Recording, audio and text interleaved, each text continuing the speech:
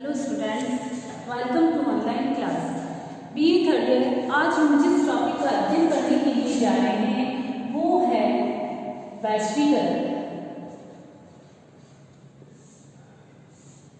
Students, वैश्वीकरण की अवधारणा के अंतर्गत हम इसका अर्थ, परिभाषाएं, कारण एवं विशेषताओं को जानने का प्रयास करेंगे। स्टूडेंट्स, जैसा कि हम जानते हैं वैश्वीकरण जो है वो एक बहुआयामी प्रक्रिया है। किस प्रकार की प्रक्रिया है ये?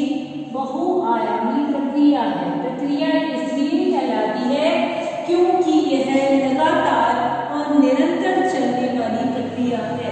बहुआयामी प्रक्रिया के साथ साथ स्टूडेंट्स, वैश्वीकरण की जो प्रक्रिया है वो वृहत है, यानी इसका जो आकार है वो विस्तृत रूप में माना जाता है।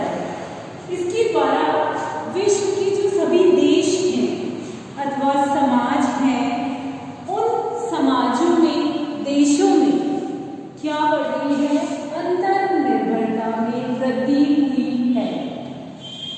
यानी वैश्वीकरण जो है वो एक ऐसी प्रक्रिया है जिसके द्वारा विभिन्न राष्ट्रों के बीच अंतर्निर्भरता में वृद्धि हुई है।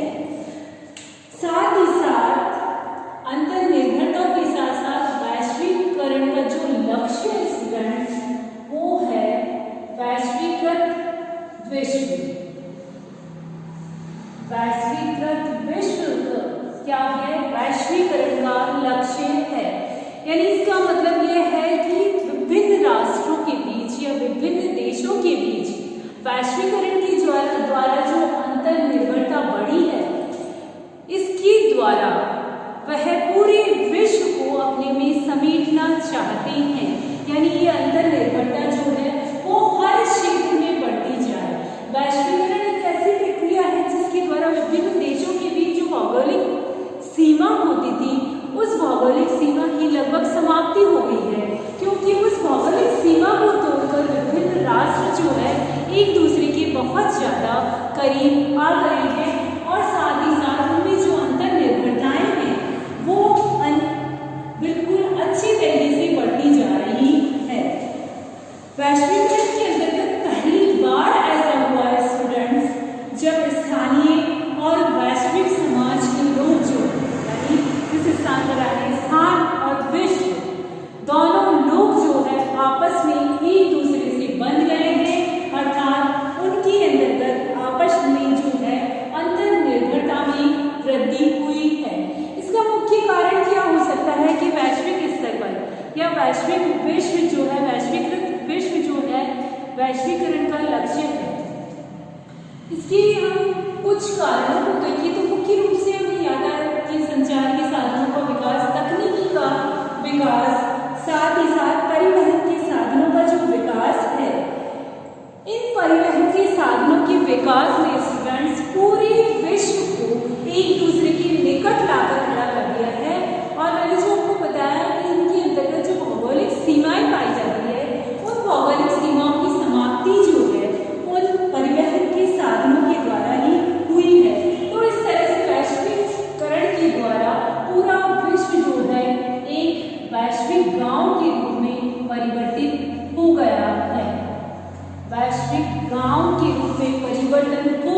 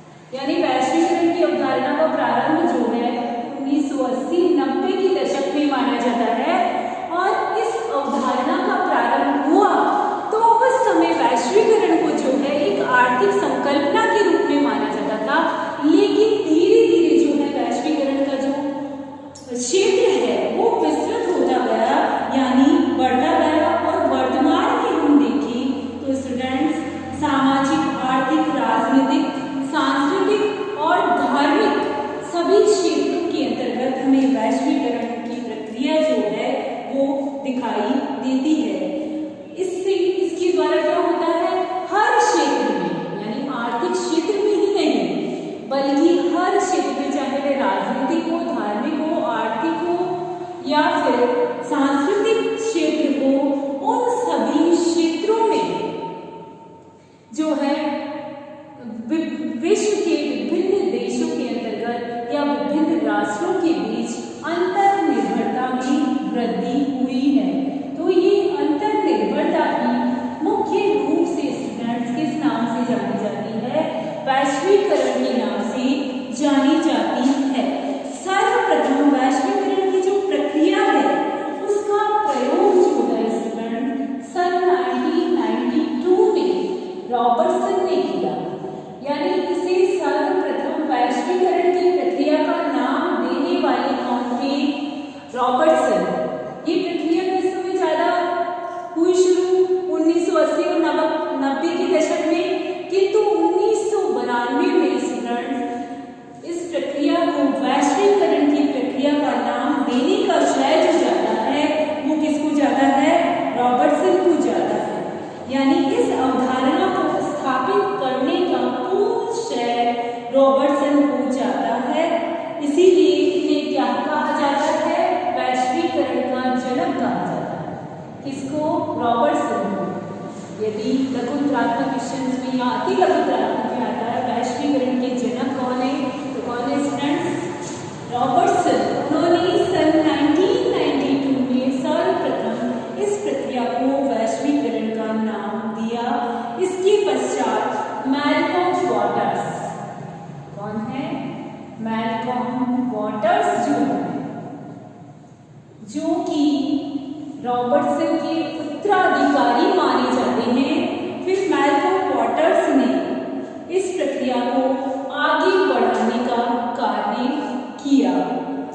तो इस प्रकार से वैश्वीकरण की प्रक्रिया जो 1980 के दशक में शुरू हुई लगभग वर्तमान तक चल रही है। तो स्टूडेंट्स इसकी यदि हम कुछ परिभाषाओं को देखें तो कुछ जो विद्वान हैं या कुछ समाजवेत्ता जो है उन्होंने इसकी बहुत ही महत्वपूर्ण तरीके से परिभाषा देने का प्रयास किया है। इसमें सर्वप्रथम जो है वायरस्टेन जो महान समाजशास्त्री है उन्होंने वैश्वीकरण के लिए मुख्य रूप से किसको महत्वपूर्ण माना है, पूंजीवाद को माना है। उन्होंने स्पष्ट तौर पर ये बताया है कि वैश्वीकरण वह प्रक्रिया है जिसका कारण पूंजीवाद का विस्तार और उसकी समृद्धि है। वर्तमान में हम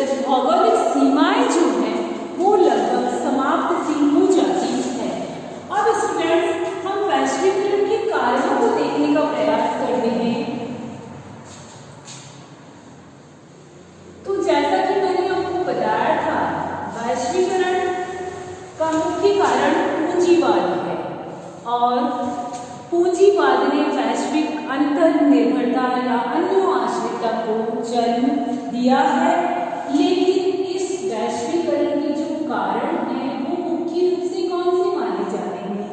स्टार्टिंग में वैश्वीकरण एक आर्थिक संकल्पना थी, लेकिन वर्तमान में हम देखें तो धीरे धीरे सामाजिक, राजनीतिक, धार्मिक हर क्षेत्र जो है वो वैश्वीकरण के अंतर्गत है, सिमटता जा रहा है। तो वैश्वीकरण के कारणों में मुख्य बिंदुओं को यदि हम देखें तो सबसे मुख्य कारण जो आता है वो आता है विज्ञान व तकनीकी का विकास। किसका विकास? विज्ञान व तकनीकी का विकास। यदि टेक्नोलॉजी नहीं होगी, विज्ञान नहीं होगा, तो टेक्नोलॉजी नहीं होगी, यानी तकनीकी नहीं होगी, और तकनीकी नहीं होगी तो पूंजीवाद भी नहीं होगा। क्योंकि जब बड़े बड़े उद्योग धंधे लगाए जाते हैं, उनमें बड़ी बड़ी मशीनों के द्वारा विभिन्न प्रकार के उत्पादन कार्य किए जाते हैं, तो वो उत्पादन कार्य जो है और उन मशीनों के निर्माण का कार्य जो है वो किसके द्वारा हुआ है? विज्ञान और तकनीकी के द्वारा ही हुआ है। इसके द्वारा ही विभिन्न देशों के बीच जो है आपसी निर्भरता में वृद्धि हुई है। तो विज्ञान और तकनीकी का विकास ही वैश्वीकरण का मुख्य कारण माना जाता है। दूसरा कारण जो माना जाता है वो कहलाता है विभिन्न देशों की अंतर्निर्भरता।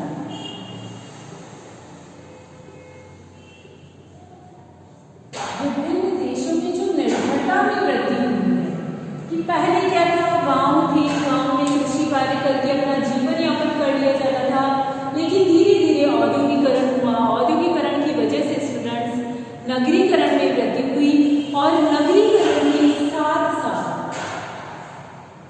लोग नगरों में जाकर रहने लगे, और धीरे धीरे विभिन्न राष्ट्रों, विभिन्न देशों के बीच जो है आदान प्रदान की जो प्रक्रियाएं प्रारंभ हुई, कच्चा माल या फिर उत्पादित किया हुआ माल यहाँ से दूसरे देश को जाने लगा, तो धीरे धीरे विभिन्न देशों में अंतर्निर्भरताएं बढ़ी, और इस अंतर्निर्भरता ने भौगोलिक सीमाओं को पूर्णतया समाप्त कर दिया।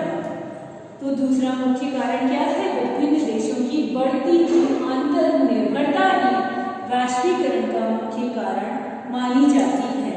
विभिन्न प्रकार की जो घटनाएं हुई है विश्व में, घटनाओं का विश्वव्यापी प्रभाव हुआ है, और जैसे विभिन्न प्रकार की औद्योगिक क्रांतियां हुई। इन औद्योगिक क्रांतियों की वजह से औद्योगिकरण बढ़ा। औद्योगिकरण का मुख्य कारण क्या था? विज्ञान व तकनीकी का विकास। तो इस प्रकार औद्योगिकरण या औद्योगिक क्रांतियां जो होने की वजह से धीरे धीरे विश्व में पूंजीवाद प्रारंभ हुआ, और उस पूंजीवाद ने ही वैश्वीकरण की जो प्रक्रिया थी उसको आगे बढ़ाने का प्रयास किया। नेक्स्ट कारण हम देखें तो अन्य कारण जो आता है स्टूडेंट्स, वो आता है बड़े पैमाने पर उत्पादों व बाजार की व्यवस्था। स्टूडेंट्स क्या हो रहा है? विज्ञान तकनीकी का विकास, मैंने कहा औद्योगिकरण हुआ, नगरीकरण हुआ, उत्पादन बढ़ा। अब इतना सारा जो उत्पादन हो रहा है उसकी जो खपत है वो सिर्फ और सिर्फ हमारे देश में संभव नहीं है, और उस खपत के लिए उन उत्पादों को बेचने के लिए जो है अन्य देशों, अन्य राष्ट्रों के बाजारों की खोज की गई, और ये अन्य बाजारों की खोज करने से एक देश या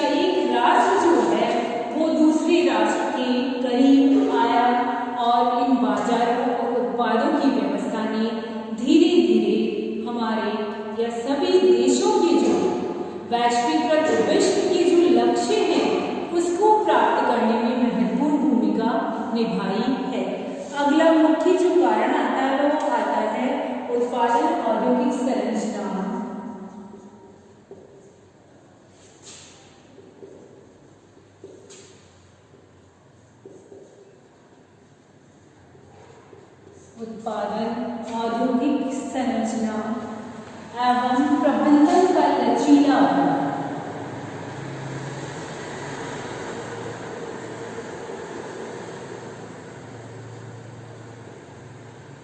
स्टूडेंट, सबसे पहले मैं आपको लचीलेपन का अर्थ बताती हूँ। लचीलेपन का मतलब क्या हुआ? लचीलेपन का अर्थ है कि परिस्थिति के अनुसार ढल जाना, यानी जैसी परिस्थिति है वैसा ही उसी के अनुसार ढल जाना क्या कहलाता है? लचीलापन कहलाता है। तो हमारी जो औद्योगिक संरचना है एवं औद्योगिक संरचना का जो प्रबंधन है, जिनके हाथों में है, उसमें क्या पाया जाता है? लचीलापन पाया जाता है। जैसे जैसे तकनीकी का विकास हो रहा है, टेक्नोलॉजी का विकास हो रहा है, विज्ञान का विकास हो रहा है, वैसे वैसे उसी प्रकार की जो मशीनें हैं, उन मशीनों का प्रयोग जो है बढ़ता जा रहा है। प्रबंधन भी जो है उसी हिसाब से जो है प्रबंध करता जा रहा है, और उत्पादन जो है वो उसी तरीके से मशीनों के द्वारा बड़े रूप में किया जा रहा है। तो इस तरह से उत्पादन का जो प्रबंधन का जो लचीलापन है, वो लचीलापन ही वैश्वीकरण की वृद्धि में महत्वपूर्ण सहायता करता है। अगला देखिए हम लास्ट पॉइंट वैश्वीकरण के मुख्य कारण का, तो वो आता है स्टूडेंट्स अंतरराष्ट्रीय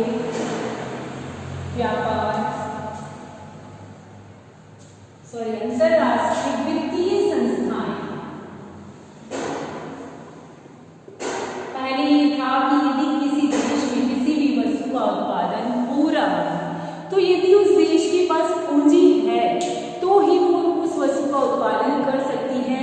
वर्तमान में हम देखते हैं कि अनेक ऐसी अंतरराष्ट्रीय वित्तीय संस्थाएं हुई हैं जिनके द्वारा विभिन्न देशों को वित्तीय सहायता जो है वो प्राप्त हो जाती है। उस वित्तीय सहायता की वजह से यदि कोई भी देश चाहे तो अपने यहाँ पर किसी भी प्रकार का जो है व्यापार प्रारंभ कर सकता है। तो वर्तमान में अंतरराष्ट्रीय वित्तीय संस्थाएं जो है विभिन्न देशों को वित्त के रूप में अपनी सहायता देने के लिए तैयार रहती हैं। तो इसीलिए धीरे धीरे एक देश या एक राष्ट्र जो है एक दूसरे के करीब आ रहा है, और इससे वैश्वीकरण की प्रक्रिया में लगातार वृद्धि हो रही है।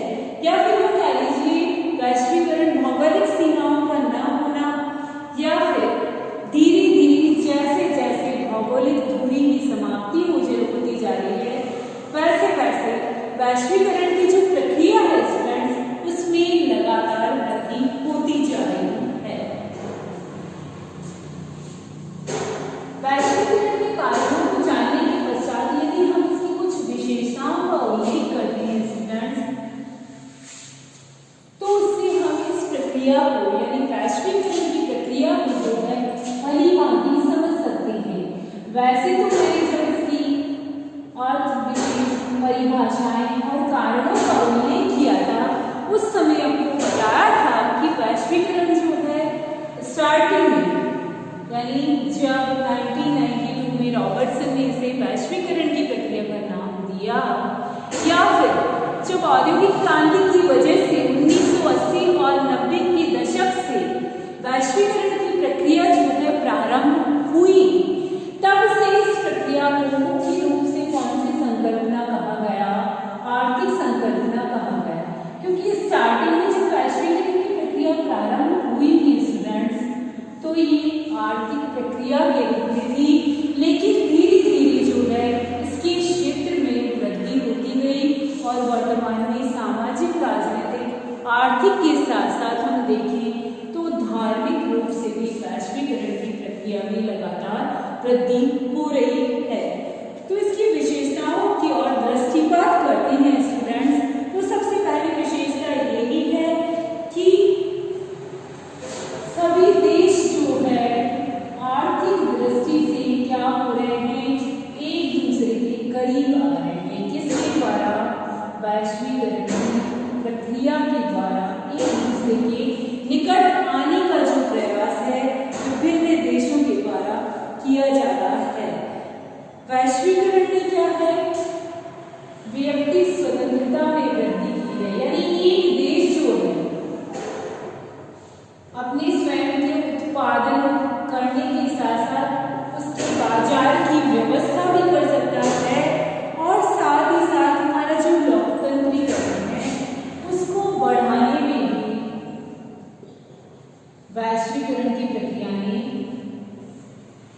महत्वपूर्ण भूमिका निभाई है।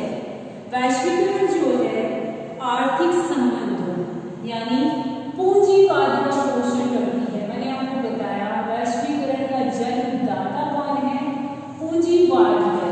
तो मुख्य रूप से वैश्वीकरण की जो प्रक्रिया है वो पूंजीवाद का समर्थन करने में अपनी महत्वपूर्ण भूमिका निभाती है और साथ ही साथ पूंजीवाद के साथ साथ ये एक बाजारोन्मुखी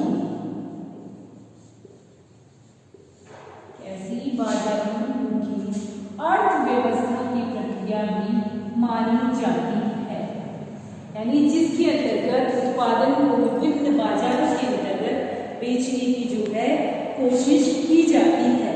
वैश्वीकरण में बहुराष्ट्रीय निगम सूचना प्रौद्योगिकी और संचार के साधनों की महत्वपूर्ण भूमिका रहती है। जब इसके कारण मैंने आपको बताया तो वैश्वीकरण की प्रक्रिया को बढ़ाने में या विस्तृत करने में इसकी रूप को विस्तृत करने में जो महत्वपूर्ण भूमिका निभाई है वो किसने निभाई है? संचार के साधनों ने, परिवहन के साधनों ने, साथ ही साथ विज्ञान एवं तकनीकी के विकास ने वैश्वीकरण की प्रक्रिया को आगे बढ़ाने का प्रयास किया है। साथ ही साथ वैश्वीकरण जो है पूंजीवाद के साथ साथ बाजारोन्मुखी अर्थव्यवस्था और बाजारोन्मुखी अर्थव्यवस्था के साथ साथ वैश्वीकरण जो है आर्थिक समृद्धि यानी विभिन्न देशों की जो आर्थिक पोजीशन है, आर्थिक स्थिति है, उसको मजबूत करने का कार्य जो है सिर्फ और सिर्फ वैश्वीकरण की प्रक्रिया के द्वारा ही संभव है। हाँ, इसका एक और विषय वैश्वीकरण हालांकि बहुत ही महत्वपूर्ण प्रक्रिया है क्योंकि इसने आर्थिक विषमता को भी बढ़ाया है, यानी जो विभिन्न देशों के बीच जैसे विकसित, अर्धविकसित और विकासशील जो श्रेणियां हैं उन विभिन्न श्रेणियों में विभिन्न देशों को जो है विभाजित कर दिया है। इससे विभिन्न देशों के बीच जो आर्थिक विषमता है उस आर्थिक विषमता के अंतर्गत क्या हो रहा है? स्टूडेंट्स लगातार वृद्धि होती जा रही है। आर्थिक विषमता के साथ साथ वैश्वीकरण की प्रक्रिया एक सार्वभौमिक प्रक्रिया है क्योंकि यह प्रक्रिया इतिहास को उठाकर देखें तब भी पाई जाती थी और वर्तमान में भी पाई जाती है और ये एक निरंतर चलने वाली प्रक्रिया के रूप में है। इस प्रकार से वैश्वीकरण कैसी प्रक्रिया होगी? एक साल यानी वैश्वीकरण की प्रक्रिया जो है आने वाले समय में क्या करेगी? विभिन्न देशों के बीच जो अंतर निर्भरता है उस अंतर निर्भरता को बढ़ाने का प्रयास जो है वैश्वीकरण की प्रक्रिया के द्वारा ही संभव है। साथ ही साथ वैश्वीकरण की प्रक्रिया जो है विभिन्न राज्यों के बीच शक्ति और प्रभाव को कम करती है तथा पूंजी, श्रम, प्रौद्योगिक ज्ञान और वस्तुओं से मुक्त प्रवाह के लिए राष्ट्रीय सीमाएं जो है उन राष्ट्रीय सीमाओं को खोलने का कार्य जो है वो कौन करता है? वैश्वीकरण की प्रक्रिया के द्वारा ही किया जाता है। संयुक्त राष्ट्र संघ की जो मानव विकास रिपोर्ट है स्टूडेंट्स,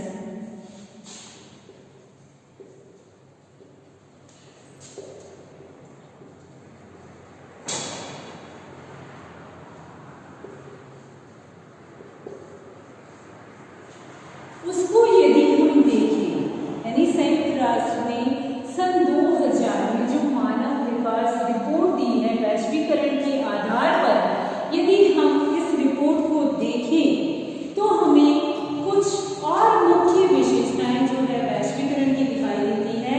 जैसे नए बाजार यानी वैश्वीकरण ने क्या किया है? नए बाजारों की खोज की है। पहले भी मैंने आपको बताया बाजारोन्मुखी अर्थव्यवस्था है, नए बाजार की खोज करके विदेशी विनिमय और पूंजी बाजार वैश्विक स्तर पर एक दूसरे के साथ जुड़ गए हैं और ये बाजार जो है लगातार और 24 घंटे कार्य करते रहते हैं। नए बाजारों के साथ साथ नए उपकरण जो हैं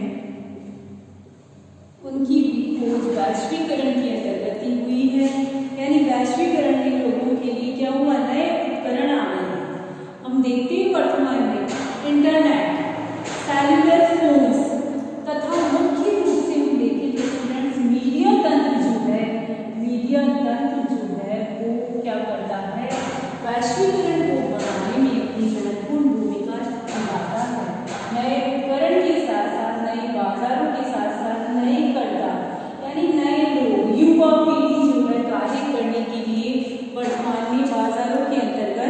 आ गई है। इन कर्ताओं ने क्या किया है? विश्व व्यापार संगठन और सरकारी संगठन तथा रेड क्रॉस इत्यादि सभी को इसके अंतर्गत सम्मिलित कर दिया है। यानी विश्व व्यापार संगठन तो है ही साथ में, उसके अलावा रेड क्रॉस सोसाइटीज जो है, इसके अलावा जो सरकारी संगठन है, वो सभी मिलकर यानी एकजुट होकर वैश्वीकरण को बढ़ाने में अपनी महत्वपूर्ण भूमिका निभा रही हैं। अंतिम और महत्वपूर्ण जो आता है वो आता है नए नियम। यदि वैश्वीकरण की प्रक्रिया है, नए कर्ता है, नए उपकरण है, विश्व बाजार की खोज है, तो फिर उसके लिए विभिन्न प्रकार के राष्ट्र राज्यों के बीच या विभिन्न बहुराष्ट्रीय कंपनियां जो उनके बीच विभिन्न प्रकार के नए नियमों का निर्माण हो गया है और उन नए नियमों के निर्माण की वजह से ही विभिन्न बहुराष्ट्रीय कंपनियां जो एक दूसरे से सीधे समझौते करके वैश्वीकरण की प्रक्रिया को बढ़ाने में अपनी महत्वपूर्ण भूमिका जो है वो निभा रही है। तो इस प्रकार से वर्तमान की महत्वपूर्ण आवश्यकता भी जो है स्टूडेंट्स कौन सी प्रक्रिया है? वैश्वीकरण की प्रक्रिया ही है।